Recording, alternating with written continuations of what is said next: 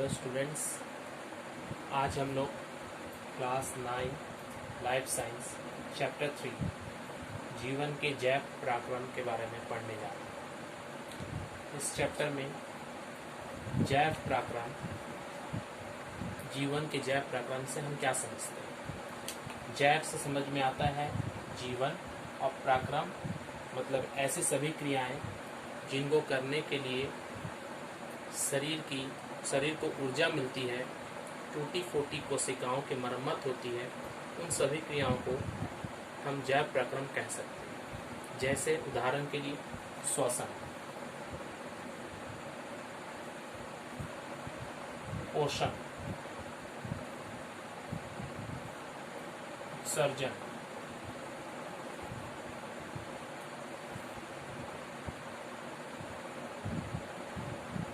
प्रकाश संश्लेषण,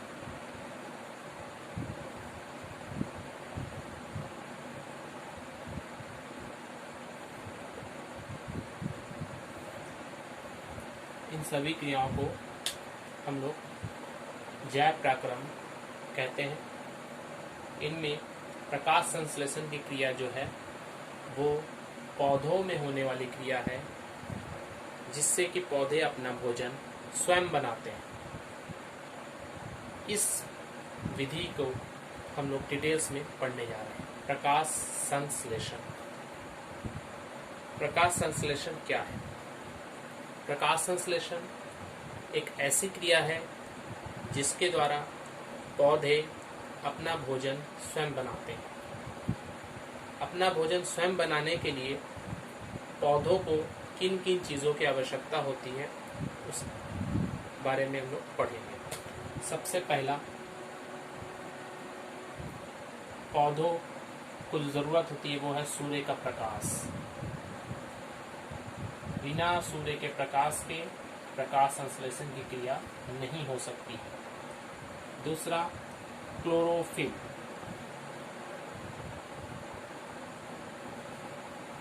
यह एक वर्णक है जो पौधों की कोशिकाओं में पाया जाता है, जिससे कि पौधों का रंग हरा होता है। खास करके ये पत्तियों में पाई जाती है।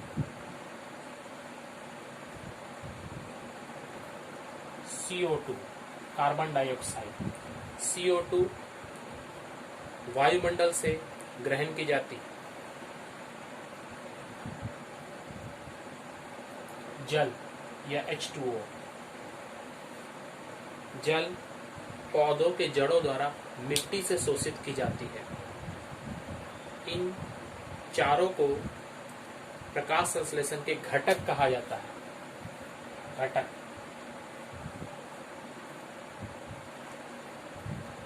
इनमें सूर्य का प्रकाश सूर्य से मिलती है।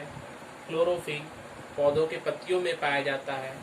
CO2 वायुमंडल से ग्रहण की जाती है। H2O जड़ों से शोषित किया जाता है।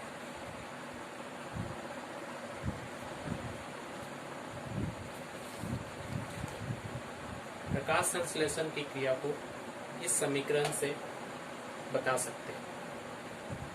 जैसा कि पहले हम लोगों ने पढ़ा कि प्रकाश संश्लेषण की क्रिया में कार्बन डाइऑक्साइड और जल, ये दो कच्चे पदार्थ के रूप में लगता है। ये मतलब बाहर से लिए जाते हैं। सूर्य का प्रकाश पत्तियों पर पड़ता है और पत्तियों पर क्लोरोफिल पहले से ही पाया जाता है। इन दोनों की क्रिया, इन दोनों की उपस्थिति में बनता है ग्लूकोज, जिसे हम भोजन कहते हैं। 1 अणु ग्लूकोज, 6 अणु जल और 6 अणु ऑक्सीजन गैस। ये ऑक्सीजन गैस बनने के बाद वायुमंडल में मिल जाती है, जिससे हम लोग सांस लेते हैं। ये ऑक्सीजन गैस वो है। और ये भोजन, इस भोजन को जो बना ग्लूकोज, इसे हम लोग प्रोडक्ट या उत्पाद के रूप में जानते हैं। प्रोडक्ट। और इन दोनों को बाई प्रोडक्ट के रूप में हम लोग कहते हैं। बाई प्रोडक्ट या सह उत्पाद। सह उत्पाद क्योंकि बनाना है प्रोडक्ट ग्लूकोज, इसके साथ में जो एक्स्ट्रा बन जाते हैं वो है जल और ऑक्सीजन। ये ऑक्सीजन बनता है जल से।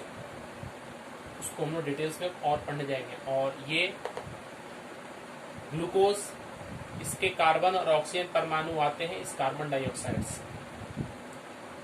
तो मुख्य रूप से अगर क्वेश्चन आए ऐसा कि ग्लूकोज के कार्बन और ऑक्सीजन परमाणु में कार्बन ऑक्सीजन परमाणु कहाँ से आते हैं, तो वो है कार्बन डाइऑक्साइड। और अगर क्वेश्चन हो कि ऑक्सीजन परमाणु का स्रोत क्या है, तो जल। इस जल की क्रिया से ऑक्सीजन परमाणु प्राप्त होते हैं।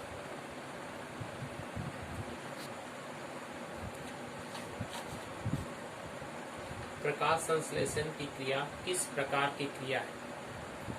प्रकाश संश्लेषण की क्रिया एक उपचयी अर्थात एनाबोलिक क्रिया है। उपचयी का मतलब कि इस क्रिया में ऊर्जा का निर्माण होता है, पदार्थ की मात्रा में वृद्धि होती है, इसलिए रचनात्मक क्रिया है, इसलिए इसे हम लोग उपचयी या एनाबोलिक क्रिया कहते हैं। दो तरह की क्रियाएं होती हैं, उपचयी और अपचयी। जैसे कि श्वसन, वो अपचयी है, ये उपचयी, इस चीज को ध्यान में रखेंगे। सेकंड क्वेश्चन देखिए, इस क्रिया में किस ऊर्जा का रूपांतरण किस ऊर्जा में होता है? जैसा कि हम लोगों ने बताया, प्रकाश संश्लेषण की क्रिया में सूर्य के प्रकाश की आवश्यकता होती है, अर्थात सौर ऊर्जा का रूपांतरण रासायनिक ऊर्जा में होता है। सौर ऊर्जा या प्रकाशीय ऊर्जा। रासायनिक ऊर्जा क्यों? क्योंकि जब भोजन फल के रूप में बनता है तो फल के रूप में रासायनिक क्रिया होती है, इसलिए इसे रासायनिक ऊर्जा कहते हैं, जो स्थितिज ऊर्जा के रूप में संचित रहती है। सौर ऊर्जा से रासायनिक ऊर्जा। थर्ड क्वेश्चन, प्रकाश संश्लेषण पौधों के किस भाग में होता है?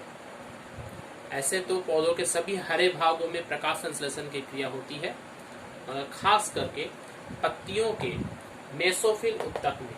मेसोफिल उत्तक पत्तियों में पाया जाता है, जिसमें क्लोरोप्लास्ट लवक पाए जाते हैं, जिसमें क्लोरोफिल पाया जाता है, इसलिए मेसोफिल उत्तक हम लोग कहेंगे।